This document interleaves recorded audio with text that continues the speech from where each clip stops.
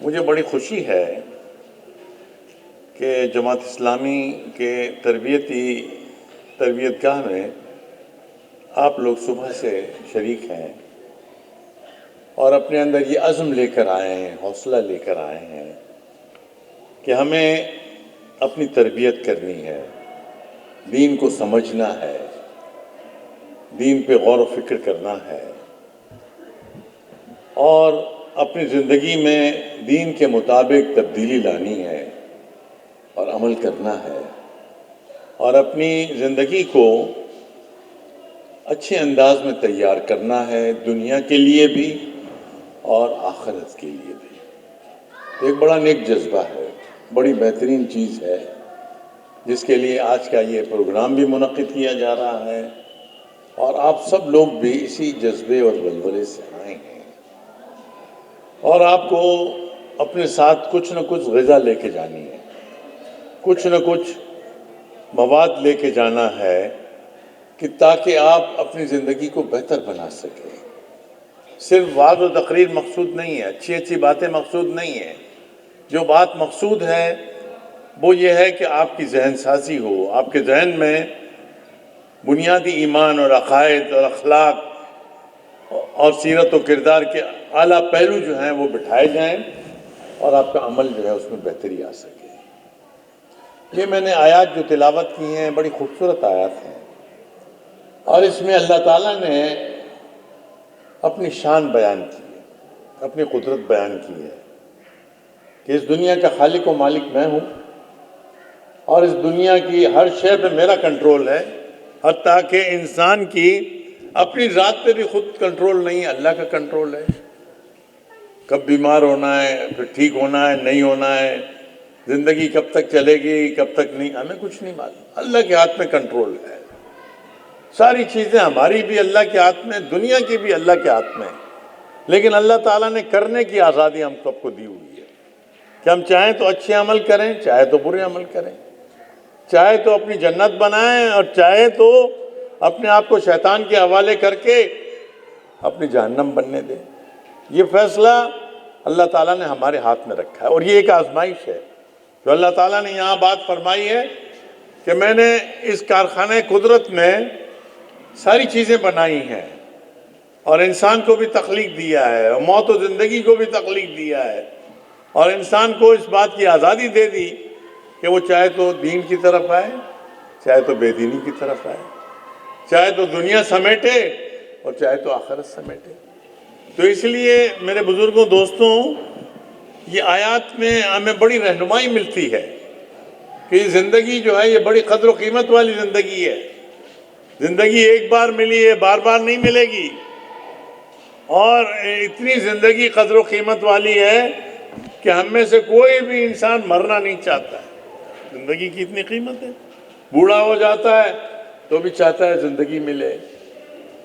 بیمار پڑا ہوا ہے جاتے ہیں دعائیں کرو بھائی ٹھیک ہو جاؤں، ٹھیک ہو جاؤں۔ زندگی کی ایک رونق ہے، ایک کشش ہے کہ انسان چاہتا ہے کہ اسے زندگی ملے اور آخرت اور موت جو ہے اس سے انسان کو خوف بھی آتا ہے اور شیطان اس خوف سے ہٹا کر دنیا کی ایسی رونقوں میں اور دنیا کی مستیوں میں اس طرح سے لگانا چاہتا ہے کہ انسان آخرت کو بھول جائے۔ تو میرے دوستوں، زندگی کا ایک مقصد ہے اور اللہ تعالیٰ نے یہاں بیان کیا ہے وَمَا خَلَقْتُ الْجِنَّ وَالْإِنسَ إِلَّا لِيَعْبُدُونَ، کہ ہم نے جن اور انسانوں کو ایک ہی مقصد کے لیے پیدا کیا ہے کہ وہ ہماری عبادت کریں۔ اب عبادت سے کیا مطلب ہے، ذرا غور سے سنیں۔ عبادت سے مطلب ایک تو یہ ہے کہ نماز، ہم کہتے ہیں نماز عبادت ہے، روزہ عبادت ہے، قرآن پڑھنا عبادت ہے، زکوٰۃ دینا عبادت ہے، فرض میں ہے، شامل ہے، ٹھیک ہے، اچھی چیز ہے۔ لیکن اللہ تعالیٰ نے یہ فرائض رکھے ہیں۔ عبادت تو زندگی کو بنانا ہے کہ ہماری پوری زندگی جو ہے عبادت ہو جائے، ہمارا اٹھنا بیٹھنا چلنا پھرنا کھانا پینا سب کچھ اللہ کی مرضی کے لیے ہو جائے، یہ اللہ کو مقصود ہے۔ یہ نماز روزہ ہمیں اللہ کی طرف متوجہ رکھتی ہے، اللہ کا بندہ بناتی ہے اور زندگی بھر اللہ کی راہ میں گزارنے کی ترغیب دیتی ہے اور اس کی تلقین کرتی ہے، اس کے لیے ماحول بناتی ہے. لیکن اللہ کو مقصود کیا ہے کہ ہماری زندگی اللہ کی رضا کے لیے بنے. اللہ تعالیٰ نے قرآن مجید میں فرمایا قُلْ إِنَّ صَلَاتِي وَنُسُكِي وَمَحْيَايَ وَمَمَاتِي لِلَّهِ رَبِّ الْعَالَمِينَ کہ آپ کہہ دیجئے کہ میری نمازیں اور میری عبادات اور میری قربانیاں اور میرا جینا اور میرا مرنا صرف اللہ کے لیے، صرف اللہ کے لیے. جینا اور مرنا صرف اللہ کے لیے الفاظ ہے نا، محیای و مماتی للہ رب العالمین. تو دوستوں،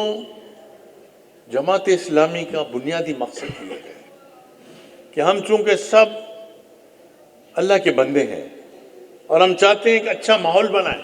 دین والا ماحول بنائیں اور دین کی جدوجہد کریں اور دین کی دعوت کا کام کریں، اور اس کے ساتھ ساتھ دنیا میں اور پہلے مرحلے میں پاکستان میں قرآن و سنت کا اور دین کا نظام قائم کریں. یہ اصل بنیادی مقصد یہی ہے کہ ہم اپنی زندگیوں کو بدلیں، اپنے خاندان کو بدلیں، اپنے گھر کو بدلیں اور پھر اپنے ملک کو بھی دین کے مطابق بنائیں. اللہ تعالیٰ کے نبی سیدنا محمد صلی اللہ علیہ وسلم نے مکہ معظمہ میں یہی کام کیا، ماحول بنایا، قربانیاں دیں. اور ابو سفیان اور ابو جہل اور ابو لہب یہی کہتے تھے کہ اس کا اصل مقصد کیا ہے، ہماری سرداری اپنے ہاتھ میں لینی ہے. اور دراصل جب مدینے گئے ہیں تو اللہ تعالیٰ نے وہ سرداری جو اس وقت اس کو ملنے والی تھی عبداللہ بن ابی کو، وہ نبی صلی اللہ علیہ وسلم کو ملی. وہ لوگ اسے تاج پہنانے جا رہے تھے، لیکن جب نبی صلی اللہ علیہ وسلم وہاں پہنچے، قرآن و سنت کا نظام نافذ کیا، تو دراصل نبی صلی اللہ علیہ وسلم کو اس دنیا کے اندر حکمرانی کا حق ملا.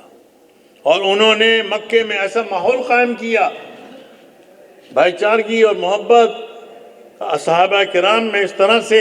رچی بسی تھی، اور دین کے اوپر عمل کرنا اور نماز کی طرف اتنی ترغیب تھی،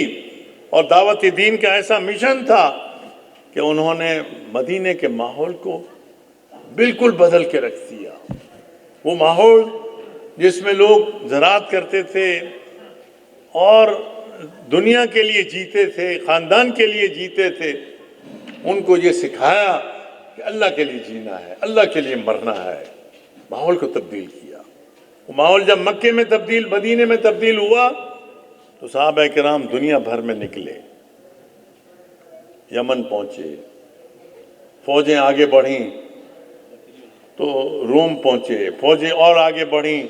تو ایران کی طرف پہنچے، مدین پہنچے، دنیا کے اندر پھیلے. اور دنیا میں پھیل کے انہوں نے مال نہیں کمایا، وہاں کے بادشاہ نہیں بنے، انہوں نے جا کر وہاں دین نافذ کیا، قرآن و سنت کا نظام نافذ کیا. لوگوں کے اخلاق، اطوار، طریقے، سنت، سب چیزیں بدل کر لوگوں کو دین کے مطابق ان کو ڈھالنے کی کوشش کی.